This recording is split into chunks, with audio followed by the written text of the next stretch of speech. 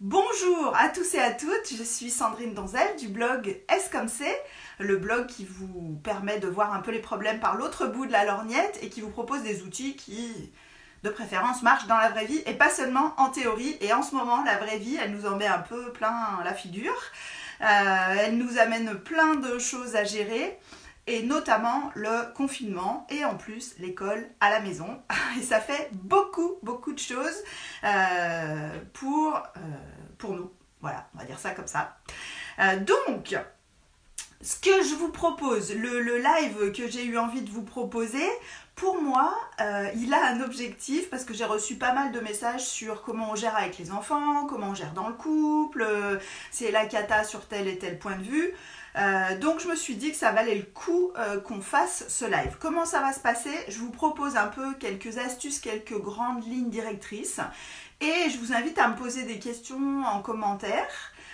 Ou à me demander des précisions si besoin. Alors vous savez qu'il y a un peu un temps de latence, donc il faut le temps que les questions arrivent jusqu'à moi avant que j'y réponde. Mais du coup je vous propose, je fais d'abord un peu une petite présentation de mes pistes et de ma façon de voir les choses, et après on peut être plus dans l'échange et dans la discussion. Donc si c'est ok pour vous, je vais commencer par des choses un peu génériques.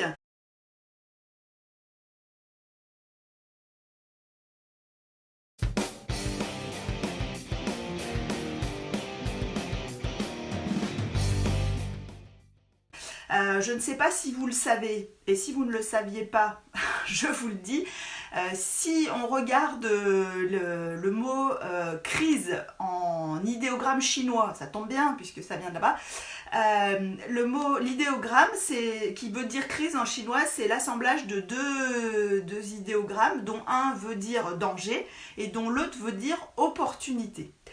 Et on est vraiment là-dedans en ce moment. Donc le danger, il y a un danger physique, il y a un danger pour la société, il y a un danger financier, il y a un danger à plein de niveaux dans la situation que nous vivons actuellement. Et c'est ce danger, cette incertitude, même si on n'est pas forcément en danger physique très important, mais c'est cette incertitude qui va générer énormément d'émotions désagréables, énormément de choses difficiles à gérer.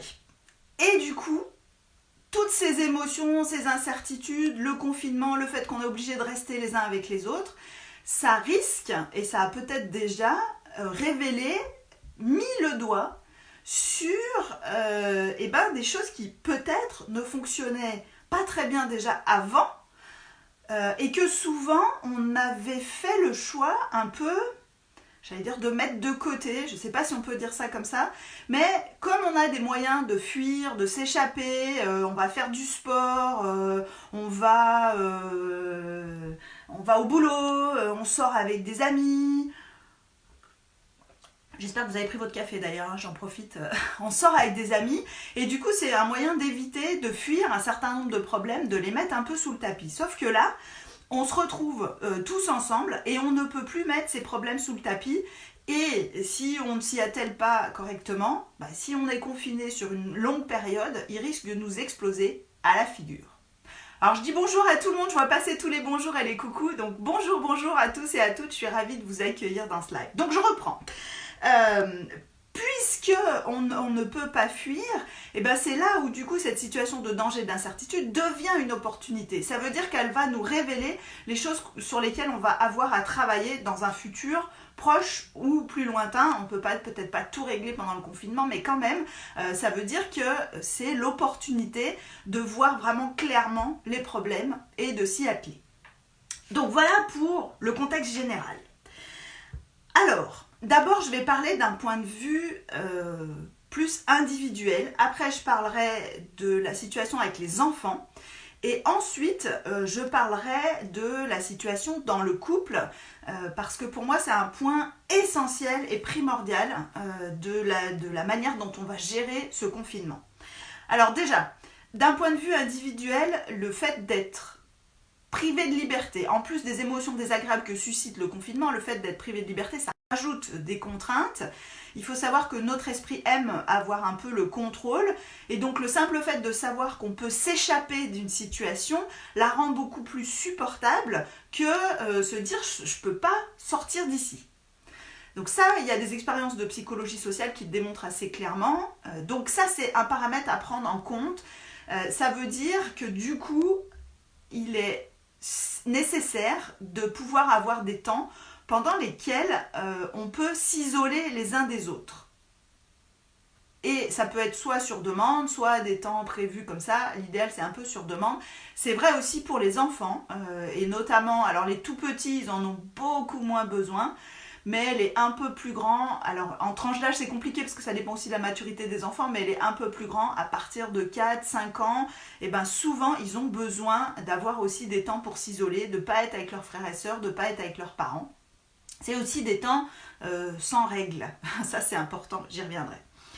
Donc la possibilité de s'isoler les uns des autres, même si on n'a pas le droit de sortir. Je ne sais pas si vous avez vu, hier j'ai relayé une vidéo sur mon profil perso qui est hyper drôle. C'est visiblement une dame très en colère qui se maquille, qui se parfume, qui prend son sac à main et son mari lui dit mais où est-ce que tu vas? Et elle dit je vais boire un coup dans la cuisine et je reviens dans 20 minutes. Donc pourquoi pas, mais c'est important de le prévoir et que les autres apprennent à le respecter. Ensuite, il y a une vraie importance à mettre en place des rituels, des choses qui vont rythmer la journée.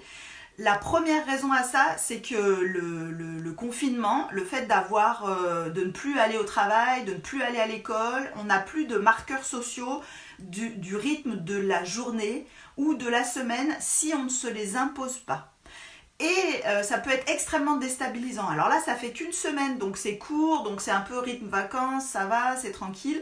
Mais sur le long terme, perdre ces marqueurs, j'imagine qu'il y en a déjà qui ont vécu ça, de se dire « mais attends, on est quel jour là ?» Donc perdre ces marqueurs, ça peut être très déstabilisant, très stressant.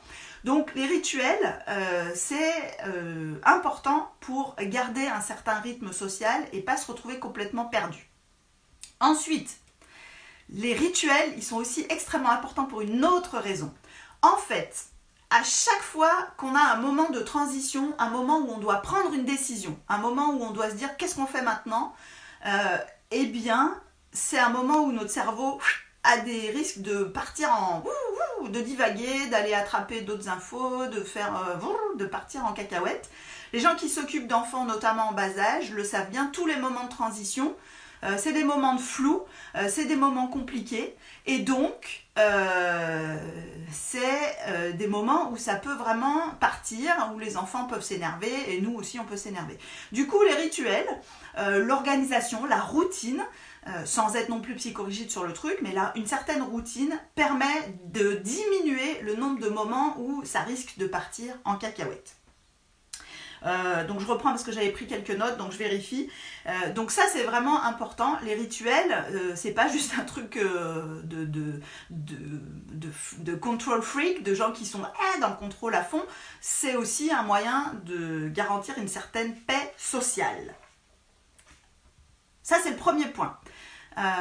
Deuxième point. Le premier point, donc, c'était se préserver des espaces d'isolement. Deuxièmement, instaurer des rituels, des choses vraiment répétitives pour marquer la journée et la semaine. Troisièmement, il y a les émotions. Donc, on va tous et toutes, dans ce moment de confinement, vivre des émotions de frustration, de colère, de tristesse, tout ça mélangé. Et on va avoir besoin de râler à certains moments. Alors l'idée, c'est de passer rapidement quand même de la râlerie à « bon bah qu'est-ce qu'on fait alors ?» Mais on a besoin aussi que la râlerie puisse s'exprimer. Donc c'est vraiment pour moi primordial qu'on soit encore plus dans cette période de confinement et de stress, qu'on soit encore plus attentif aux les uns des autres. Ça veut dire quoi? On peut instaurer des moments, par exemple, où on se dit tout ce qui ne va pas. Alors pour les enfants, ça peut être au fil de l'eau, quand ils commencent à s'énerver, à râler, à pester, d'instaurer des moments où on va dire « Ok, je vois que là ça va pas, vas-y, dis-moi tout ce qui ne va pas, balance-moi, je t'écoute ». Surtout, l'idée, c'est de ne pas trop vite allez chercher des solutions. C'est l'effet ballon émotionnel. Je vous remettrai le lien en description de la vidéo. J'en ai déjà parlé plein de fois. Si on va trop vite dans la solution, l'émotion n'est pas entendue, c'est encore plus frustrant. Donc vraiment accompagner l'émotion. On peut faire des dessins, on peut déchirer des petits bouts de papier, on peut faire tout ce qu'on veut pour un peu se défouler. Et une fois que l'émotion est redescendue, on peut réfléchir à des solutions. Mais surtout, on peut montrer de la solidarité, on se fait des câlins, ou simplement on montre que bah ouais, on comprend que c'est compliqué, que c'est difficile. Donc ça, c'est important d'accueillir l'émotion, de la laisser redescendre avant d'aller chercher des solutions. Alors, entre adultes, c'est possible aussi. Mais entre adultes, alors je dirais un cas particulier quand même, entre adultes, dans le couple, eh ben c'est important que chacun et chacune puisse entendre que l'autre a des moments de frustration, puisse les accueillir sans chercher à minimiser, à rationaliser ou sans chercher à dire « Oh, bah tu crois que c'est comment pour moi ?»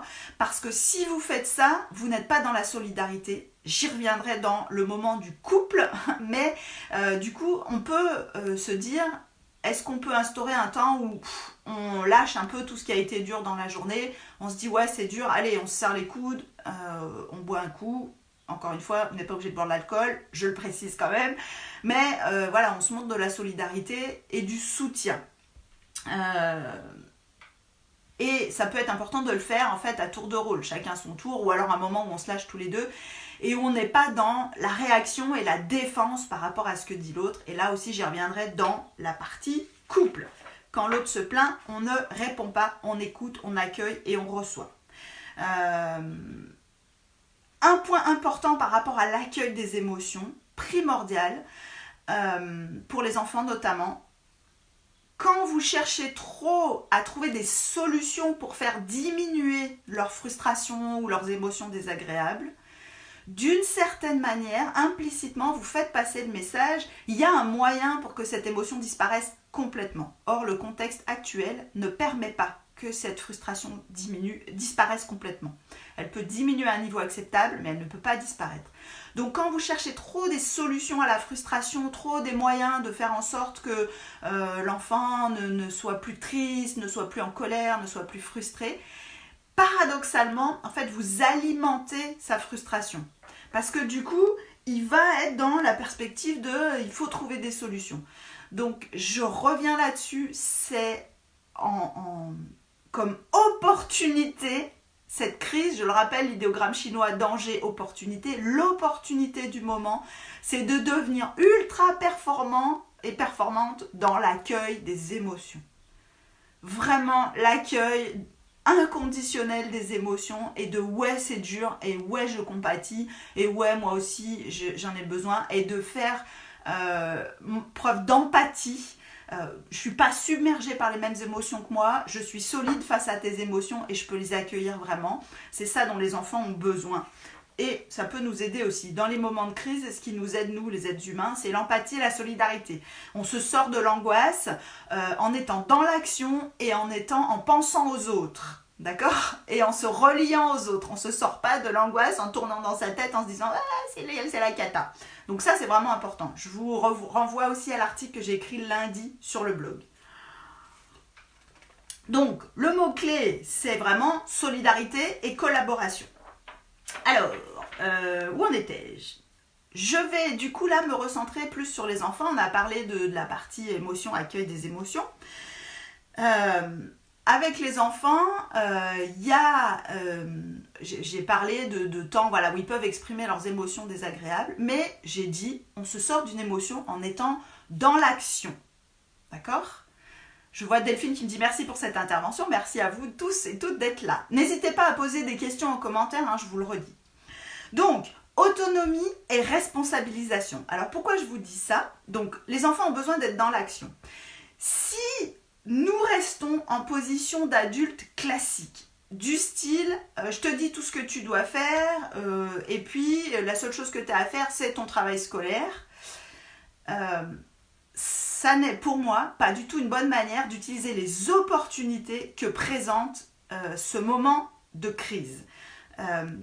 Les enfants aiment, se sentir considérés par les adultes comme des personnes compétentes et responsables. Et du coup, pour faire ça, il y a un moyen extrêmement simple. Alors, je parle encore une fois d'enfants à partir de 4-5 ans, 3-4-5 ans, ça dépend de leur maturité. En dessous de 3 ans, c'est un petit peu différent. Si vous avez des questions pour les enfants en dessous de 3 ans, n'hésitez pas à me les mettre en commentaire et j'y répondrai après dans la deuxième partie de ce live. Mais du coup, j'insiste là-dessus, au-delà, les enfants peuvent parfaitement entendre avec des mots simples, avec des explications, voilà le contexte, voilà ce qu'on attend de vous. C'est encore plus vrai avec les ados. Vraiment, on se pose et on explique quelles sont les contraintes qu'on vit, quelles sont les difficultés qu'on rencontre et qu'est-ce qu'on attend d'eux. Et je peux vous assurer que les enfants sont généralement ravis de prendre leur part du boulot de la maison.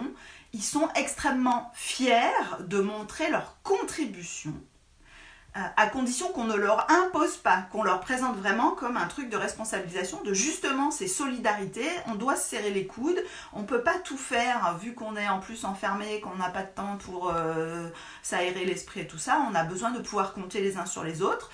Et du coup, bah voilà ce qu'on vous propose. Donc je vous donne quelques exemples que nous, on a mis en place à la maison. Alors nous, on a du fait que mon mari et moi, nous sommes tous les deux des travailleurs indépendants, des enfants qui, de fait, ont été très vite autonomes et responsables. Et puis c'est aussi dans notre manière d'aborder la relation avec eux. Mais du coup, on a expliqué ça tout simplement sur les besoins, sur qu'est-ce qu'on attendait. Donc voilà, moi j'ai dit par exemple, bah, on est 7 jours par semaine ici, ça fait 14 repas, on est 4, comment on se les répartit? Alors, je vais répondre du coup tout de suite à la question de Sève sur comment impliquer les enfants dans la construction du planning et comment ne pas faire du planning quelque chose de trop strict. Parce qu'effectivement, c'est toujours une question d'équilibre. Alors déjà, quand on pose les choses sur la table, on se réunit, on se dit, bah voilà, le contexte est particulier et on a besoin de vous. Qu'est-ce que vous pouvez proposer? Voilà tout ce qu'il y a à faire, les lessives, le ménage, laver les vitres, laver les toilettes, etc., etc., faire les repas éventuellement. Qui a envie de faire quoi? Comment on s'organise? Alors n'imaginez surtout pas que vous allez tomber du premier coup sur le planning idéal. Donc ça, c'est aussi quelque chose d'extrêmement important. En fait, je vais utiliser un gros mot de la société technologique. Vous allez devoir vous mettre dans un contexte d'agilité. Alors, qu'est-ce que c'est l'agilité? Les gens qui sont en entreprise connaissent peut-être déjà. L'agilité, c'est le fait d'apprendre en faisant. Donc, en gros, on fait une expérience, on met un planning en place et on voit ce qui se passe. Qu'est-ce qui coince, qu'est-ce qui ne se coince pas, et on prévoit de se revoir quelques jours après pour se dire, ok, comment ça marche pas, tiens, toi, tu avais prévu que tu faisais ça, mais en fait, ça n'a pas marché, comment on pallie à ça, et à chaque fois, on est dans une discussion à ce moment-là constructive, et on est tous dans cette discussion sur la recherche de solutions à niveau égal. Donc là-dessus, si vous ne l'avez pas, je vous invite à le lire, le livre de Faber et Maslich, parler pour que les enfants écoutent, écouter pour qu'ils parlent, ou parler pour que les ados écoutent, écouter pour qu'ils parlent. Tout est dedans. Je le redis, tout est dedans. Et il y a un chapitre sur la résolution de problèmes. Donc on est vraiment on cherche ensemble des solutions à égalité et on essaye de trouver le moyen de faire en sorte que ça marche. On va se planter. Si on s'énerve, si on pète un câble, c'est le signe qu'on est en train de faire un truc qui ne marche pas. Je le dis, je le redis. Ça ne sert à rien de vous obstiner sur un truc qui ne marche pas. Si vous vous énervez, ça veut probablement dire que vous allez avoir besoin de changer votre manière de gérer les choses actuellement. Voilà. Je ne sais pas, Sève, si ça répond à votre question. Mais alors si cette démarche est assez courante dans votre famille, ça risque de se faire assez naturellement. Je reviens sur ce qu'on a dit ici. Moi, sur les repas, je l'ai proposé parce que les enfants ne font pas forcément les repas habituellement. Mais c'est vrai que sur tout le reste, nettoyer les toilettes, faire les vitres, faire des lessives, passer la serpillière, les enfants s'y sont mis, j'en étais moi-même d'ailleurs étonnée, assez facilement. En fait, ils m'ont souvent entendu râler le reste du temps que ouais, comment ça se fait que c'est toujours moi qui nettoie les chiottes et jamais les autres. Et du coup, dans la semaine, mon fils, je suis rentrée, j'ai nettoyé les toilettes et c'était lui. Il avait même rien dit à personne, il y était allé tout seul. Donc, Après, il peut y avoir besoin d'instaurer quelque chose plus de l'ordre de la discussion. Donc voilà, Sève, n'hésitez pas à me dire si c'est ok pour vous et si c'est clair. Donc pour moi, vraiment, du coup, oui Sève, tout à fait, merci c'est aidant. Donc Sève dit merci c'est aidant, non ce n'est pas du tout habituel chez nous, mais je vais faire en sorte que ça perdure après. Oui, c'est là qu'est l'opportunité, c'est que du coup quand on responsabilise, et ben après, hop, c'est parti. Ok. Alors ça veut dire du coup donner du boulot à vos enfants, quoi, hein, pas du boulot scolaire. Enfin du boulot scolaire aussi, ça c'est autre chose, mais autre chose que le boulot scolaire, parce que le boulot scolaire ça les saoule, alors que si vous les responsabilisez, le boulot de la maison ça va les rendre fiers et ça va leur donner envie. Alors après il y a différents types de situations. Vous pouvez être en télétravail.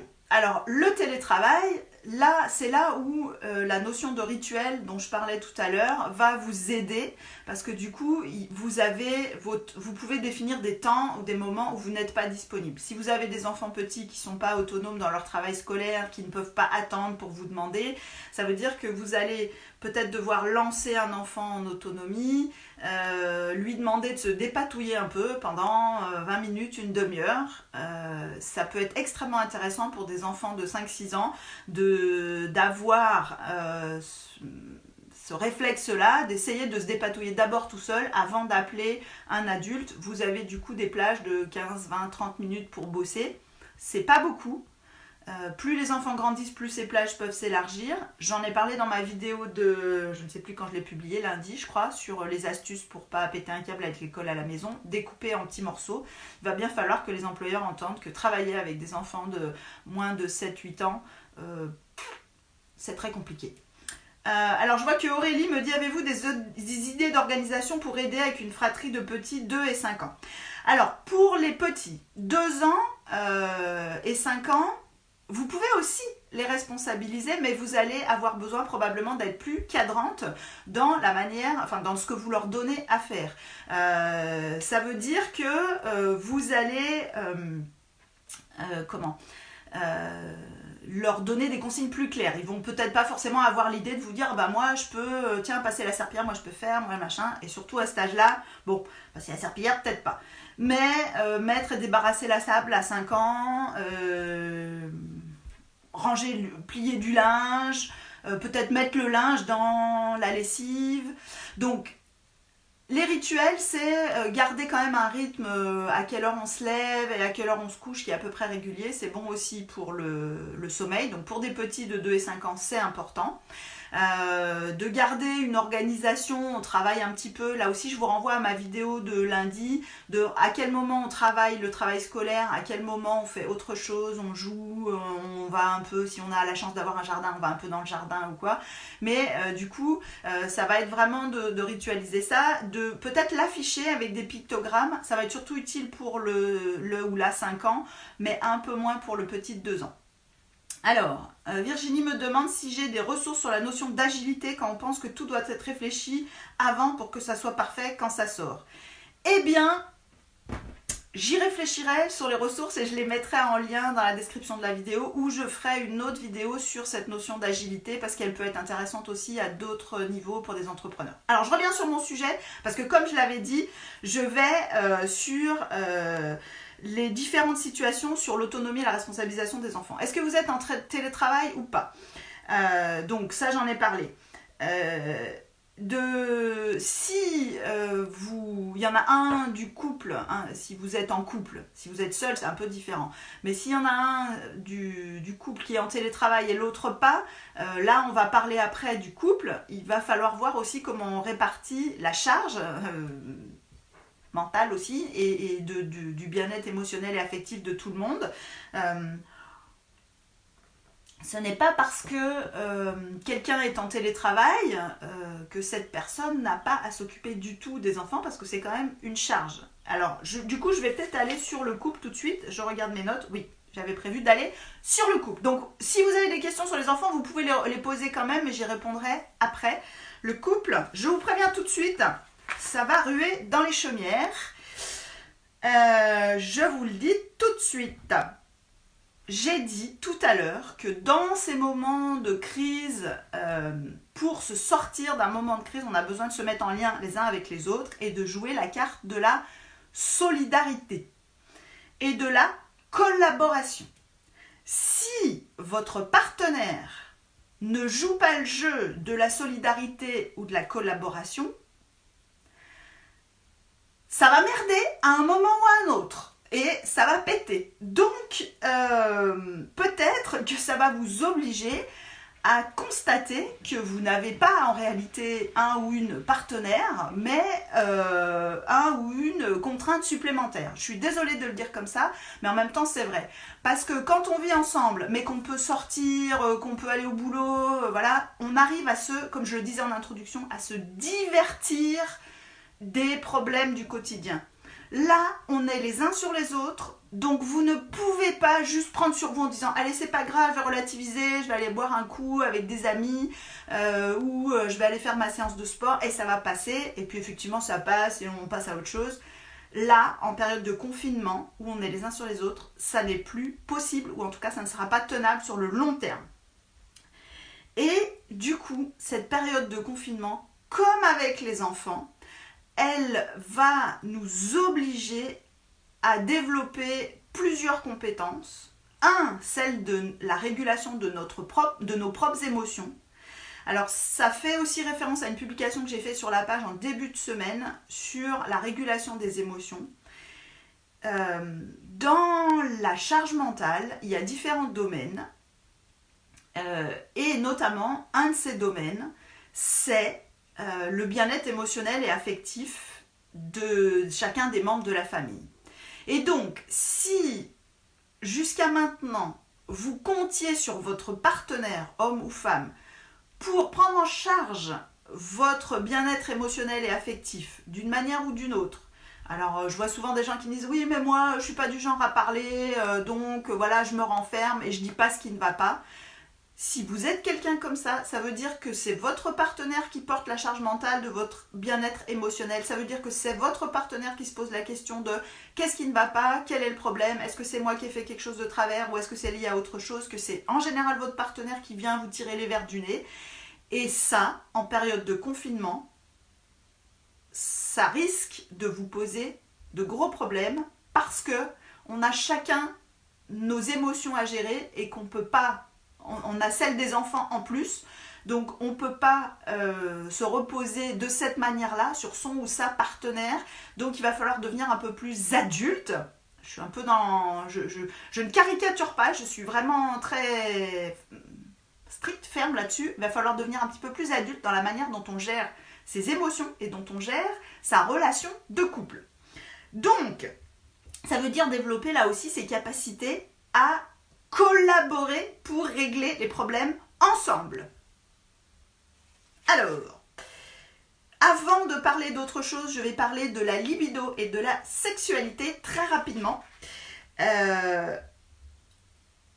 Ça n'est pas le moment, le confinement, de régler vos problèmes de dissymétrie de désir dans le couple. Ça n'est pas le moment, pendant le confinement, d'aller mettre une pression supplémentaire sur votre partenaire pour avoir des relations sexuelles. Si votre libido grimpe en flèche en période de confinement, deux choses possibles. Soit vous ne voyez pas souvent votre partenaire en hors période de confinement et le fait d'être avec lui ou avec elle vous fait grimper au rideau. En général, ça ne pose pas trop de problèmes et l'autre n'a pas forcément des problèmes de désir dans ce cas-là. Soit, si vous avez de la libido plus quand vous êtes stressé, ça veut dire que vous n'avez pas de la libido, vous ne désirez pas votre partenaire, vous utilisez les relations sexuelles comme une manière de réguler vos émotions. Et ça s'appelle un comportement addictif. Okay ? C'est quand la sensation vient éviter de ressentir une émotion, c'est-à-dire le plaisir de la relation sexuelle m'évite de me confronter à mes émotions. On fait ça aussi avec la cigarette ou avec l'alcool ou avec n'importe quelle autre drogue.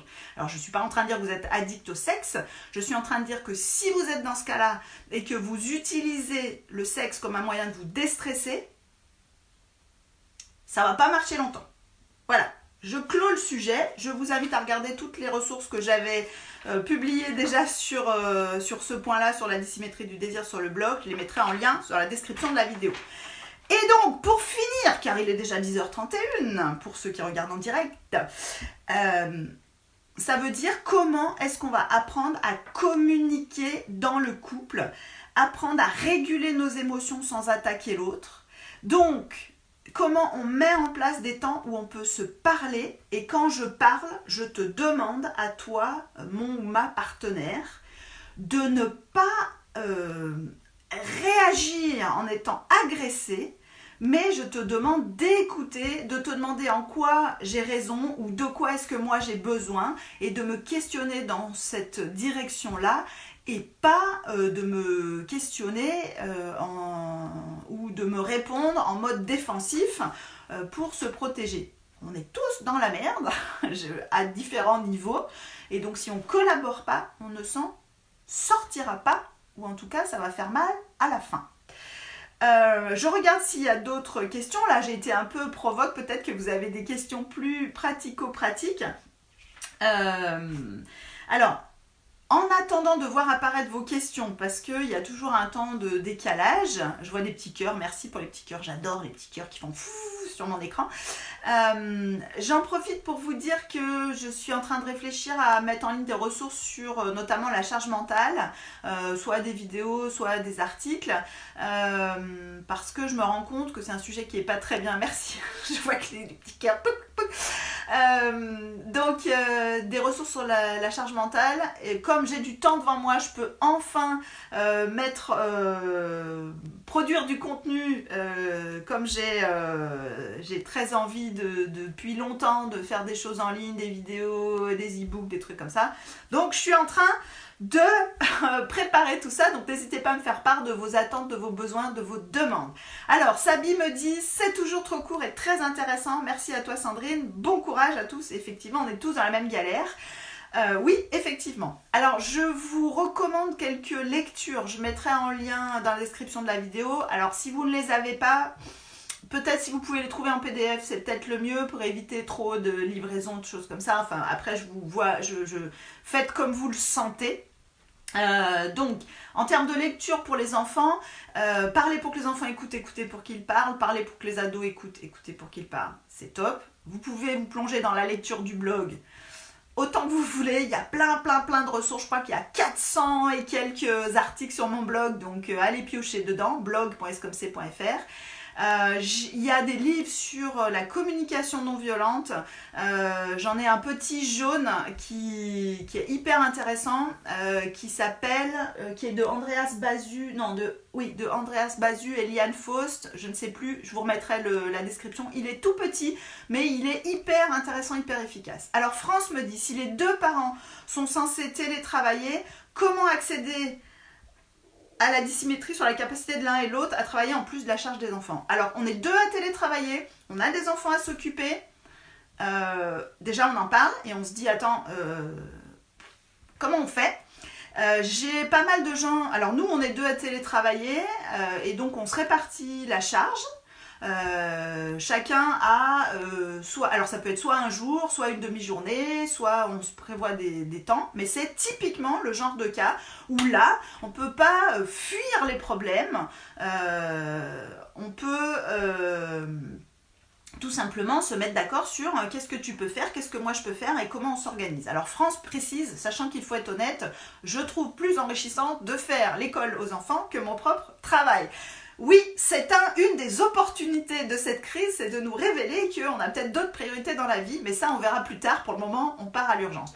Donc France, moi je vous invite à poser ça sur la table avec votre conjoint. S'il y a des choses qui sont pesantes et problématiques, eh ben, on essaye de répartir la charge. Si vous pouvez vous permettre de un peu moins travailler ou que vous avez envie de un peu moins travailler parce que ça vous saoule et que l'école est plus intéressante, l'idée c'est pas de faire une égalité parfaite 50-50, c'est de trouver un équilibre qui soit satisfaisant pour tout le monde.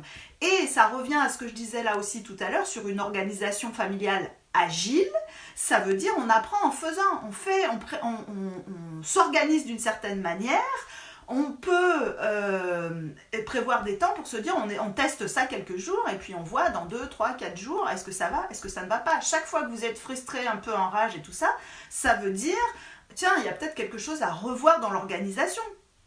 Tout simplement. Donc à chaque fois, saisissez les opportunités. Qu'est-ce que ce problème m'amène comme information extrêmement intéressante? C'est le meilleur moment pour le faire. Alors, Virginie, des ressources sur le sexe comme moyen de fuite des émotions? Non. Mis à part mon blog, non. Donc il faut aller voir là-bas, mais je peux refaire éventuellement une petite vidéo sur le sujet. Voilà. Eh bien, je vous remercie, vous étiez hyper nombreux et nombreuses à assister à ce live. Vous pouvez retrouver le replay et après le partager autant que vous voulez. Encore une fois, vous pouvez aller chercher plein de ressources sur le blog, blog.scomc.fr. Si vous avez envie, vous pouvez faire un don sur Tipeee, qui est une plateforme de pourboire participatif pour les producteurs de contenu gratuit sur Internet. Je vous mettrai le lien en description de la vidéo. Et évidemment, si vous n'avez pas les moyens ou pas envie de faire un don, le simple fait de partager, commenter, liker, eh bien, c'est toujours pour moi génial. Je vous mettrai aussi dans les prochains jours voilà, les nouvelles ressources dont je vous parlais. Et vous allez voir que il y aura peut-être plein de choses qui vont être intéressantes. Alors Sandrine, je suis infirmière, 2 enfants de 5 et 11 ans, c'est compliqué, mais ce live est tellement positif, ça remonte le moral.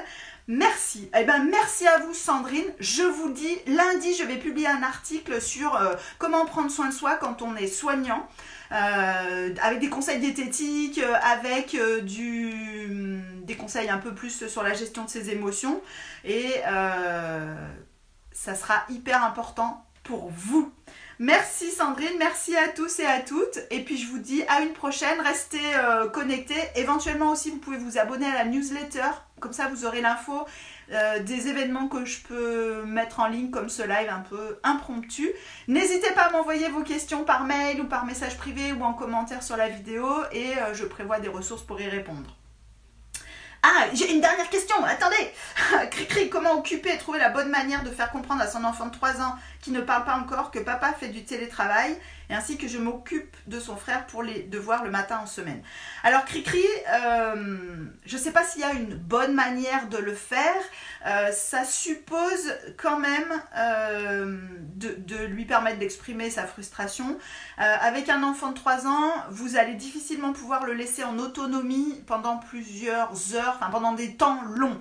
Donc là, typiquement, c'est le genre de moment où vous pouvez lui proposer une activité qui va l'occuper 10-15 minutes, vous vous occupez du grand frère, vous lui faites peut-être des leçons ou vous démarrez du travail avec lui et vous faites travailler un peu plus le grand frère en autonomie. Vous allez voir, les enfants adorent faire leur travail scolaire en autonomie. Moi, ma fille m'a dit je trouve ça génial de travailler à la maison, ça me motive encore plus, elle fait des fiches, des trucs, bon elle est beaucoup plus grande. Bref, je reviens à l'enfant de 5 ans, donc vous le mettez en route, vous lui consacrez 10-15 minutes, après il doit travailler seul, il est capable d'attendre un peu plus longtemps, et ensuite vous revenez au petit de 3 ans pour lui proposer une autre activité. Je l'ai dit dans la vidéo de lundi sur les clés du travail de l'école à la maison, les écrans ne sont pas votre ennemi, ils peuvent même vous sauver la vie à certains moments. Voilà. Je vous invite à revisionner la vidéo de lundi. Je la mettrai aussi en lien dans la description de la vidéo. Allez, sur ce, filez sur le blog, blog.scomc.fr, abonnez-vous à la newsletter, faites un don sur Tipeee, faites tout ce que vous voulez, passez un super bon week-end et on se revoit la semaine prochaine. Salut tout le monde!